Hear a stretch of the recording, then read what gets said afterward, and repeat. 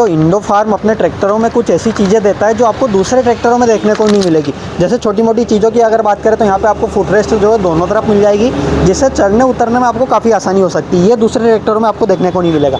साथ में यहाँ पे आपको एक बैठने के लिए सीट मिल जाती है, यानी कि इसके ऊपर कुशन लगा हुआ है, जिसकी मदद से भाई काफ़ी ज़्यादा मदद हो जाती है। ट्रैक्टर जब भी अपन दचके में या फिर कहीं चलाते हैं तो आपको झटके महसूस नहीं होंगे और आप साइड में बैठने वाले के लिए भी काफ़ी ज़्यादा फ़ायदा रहने वाला है। साथ ही साथ प्लेट जो है प्लेटफॉर्म मिल जाता है और डुअल जो है क्लच के साथ में आने वाला है। काफ़ी बढ़िया पोजीशनिंग के साथ में ये ट्रैक्टर आता है। आपको कैसा लगता है मुझे कमेंट करके ज़रूर बताएं। यह है 55 HP का भाई इंडो फार्म ट्रैक्टर